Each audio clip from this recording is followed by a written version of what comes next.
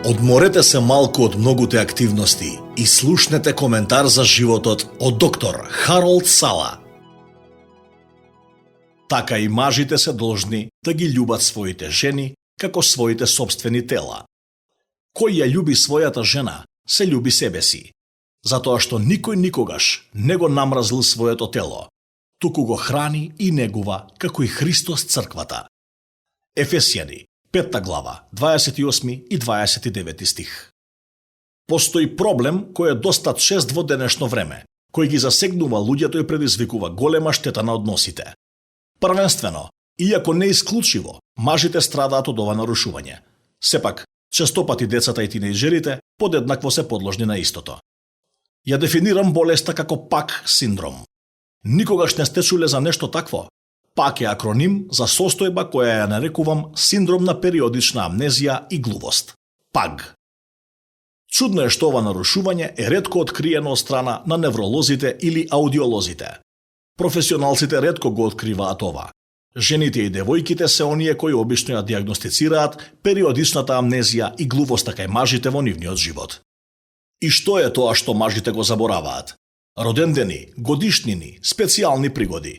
Тие забораваат да купат намирници во продавница, за кои што жените ги замолиле да не забораваат да ги купат.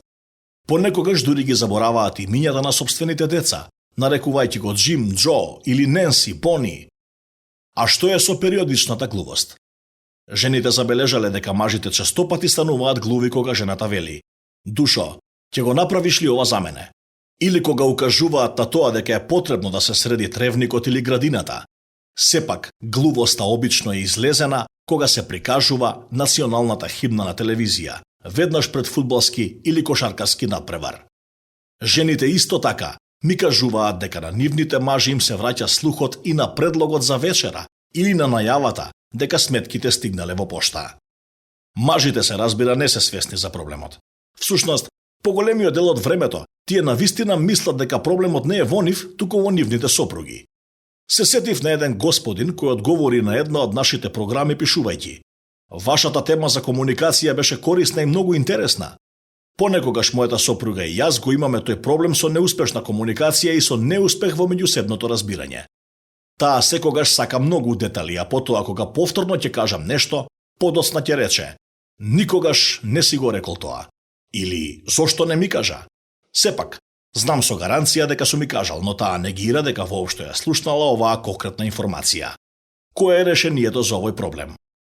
Решението започнува кога ќе сватите дека мажите и жените имаат различна перцепција за тоа што значи добра комуникација. Факт е дека мажите обично се сметаат за прилично добри комуникатори, додека во исто време нивните жени воопшто не го доживуваат така.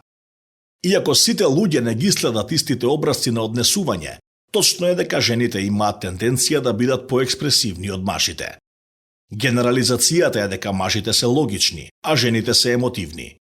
Мажите имаат тенденција да користат факти и откако изјавиле нешто, тие имаат тенденција да чувствуваат дека процесот на комуникација е завршен.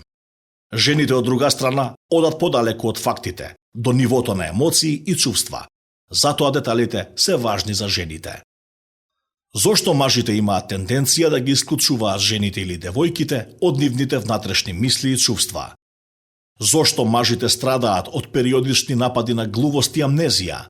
Во некои случаи, тоа е затоа што ние мажите сме себични и никогаш не застануваме да размислиме колку им е важна комуникацијата на оние кои ги сакаме. Во други случаи, ние се плашиме од отфрленост или недоразбирање. Нели е чудно како некои луѓе споделуваат се што имаат, освен нивните срца и нивните најдлабоки чувства? Ако страдате од ПАК синдромот, одењето на доктор нема да ве излечи. Календарот може да помогне, но вистинскиот одговор е внатре во нас.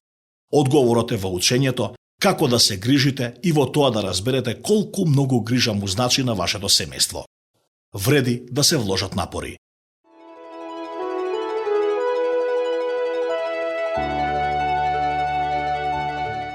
Што току го слушнавте, доктор Харолд Сала, во овој коментар за животот.